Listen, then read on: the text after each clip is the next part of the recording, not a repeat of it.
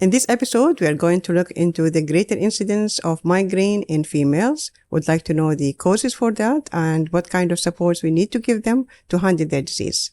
Today, I will be joined by one of my patients who has suffered migraine for many years since she has had a hysterectomy 8 years ago. Dr. Nahid, really happy that you are with us here today. Thank you for coming and sharing with us your story with migraine. Thank you for having me, and I'm glad that I'd share my story and my experience. Maybe it might help other women who suffer from migraines too. Dr. Nahid, I would like to take you a little bit back and tell us the start of your migraine. When it started, what triggered it? I would say it started after my hysterectomy, like 8 years ago. I used to suffer from regular headaches, but then after the hysterectomy, like a few months after that, it started to really get worse. Mm-hmm. And the episodes went longer, and the pain was severe. I came to see Dr. Suzan, and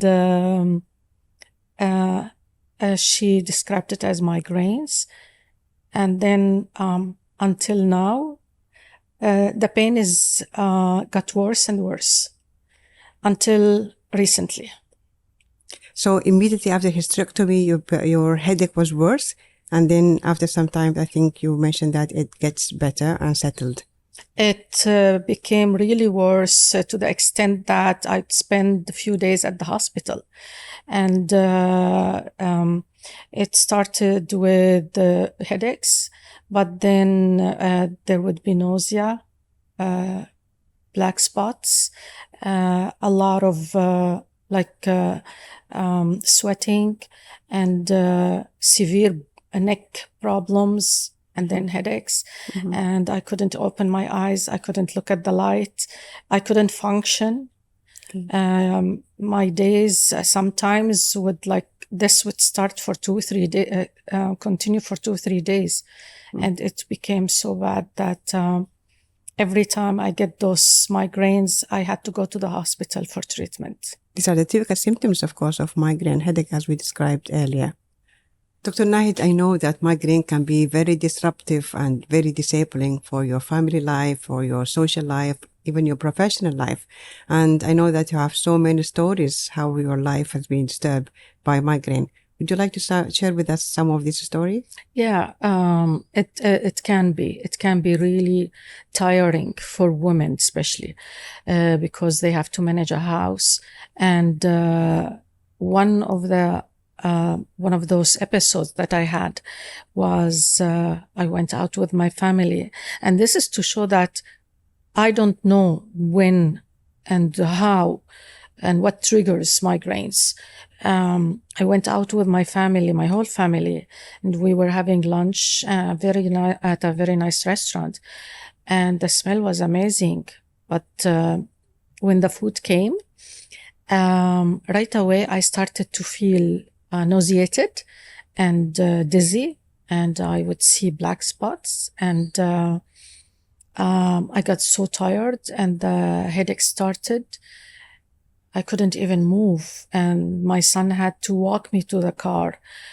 I went right away to the hospital, and I remember I stayed there for 2 or 3 days getting treated for a really severe migraine that I had. I have no clue what triggered it. I was very relaxed and very happy with the family. Right. What do you think, Dr. Suzan? This is very typical of how migraine can be triggered, especially in females. Strong smells, certain smells can be the trigger of migraine, even if you didn't have any other problems before that. So this usually happens in females. Yeah. Yeah, even sometimes lack of sleep. Right. I would wake up, and it takes like an hour or two, and the migraines would come. Right. And I would go to the hospital again for treatment. Right. And this is really crippling for the whole family.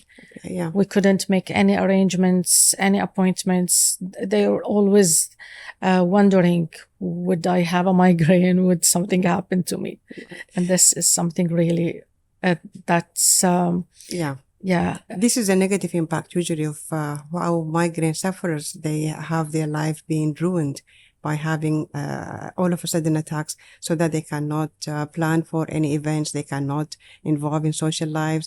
It disturbs their relation with the partners, with the children, and they can even get stressed and depressed out of this one, sleep disturbed.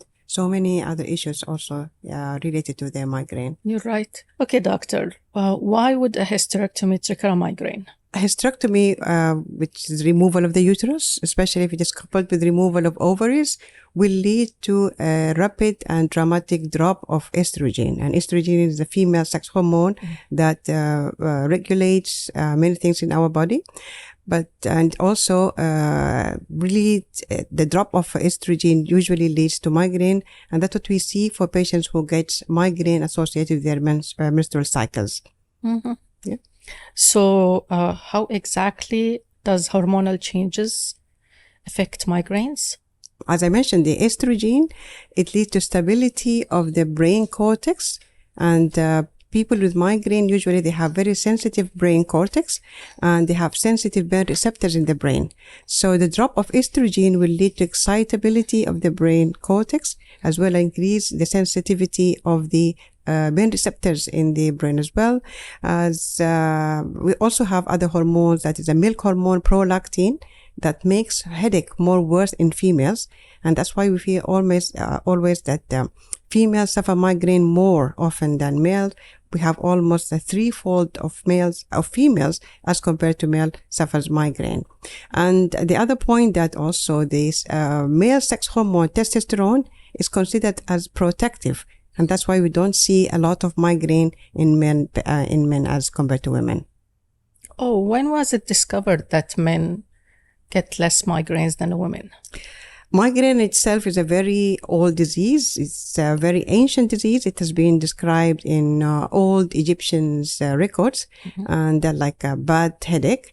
And the observation that females get worse headache than males is also not new, but still scientists are working on this to find exactly what is the relation between the hormones and the attacks of migraine. But it's very obvious from the data that we have.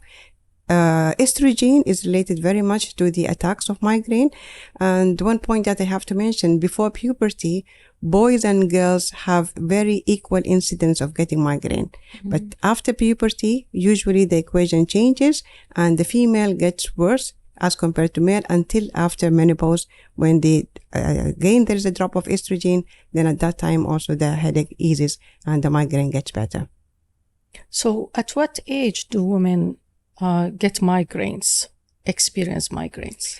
Generally speaking, it is during their productive life, which is between 20s and 40s, but there is no age is exempted. We can see migraine in younger age group. We can see migraine also in older age group. And is there an age where it might stop completely? It depends, but in women, usually after menopause, almost around 40% of women, they can have a better life after menopause when the hormones are regulated. Okay, let's talk about treatment. Do men and women need the same treatment, or do they differ in treatments for migraines? We have common types of treatment that we always advise our patients. They should keep hydrated, do exercise, avoid some certain food that is thiamine containing food, stress for both men and women. But specifically for women, as we mentioned, that because of the hormone related headaches, especially for what we call migraine, menstrual related migraine, sometimes we need to give hormonal patches, especially if the woman is getting regular periods, so that we know before the start of the period, 2 days before, she can start taking her hormones until through the period, and then after that she can do this, repeat the cycle in the other months. So maybe with healthy diet and special kind of exercise routines, good sleep, would that help? Definitely.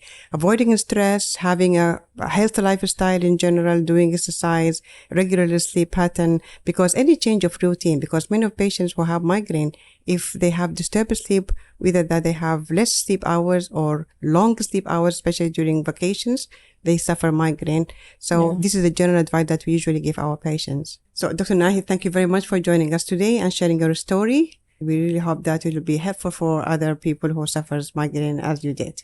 Thank you for having me, and I hope my experience also would help other women.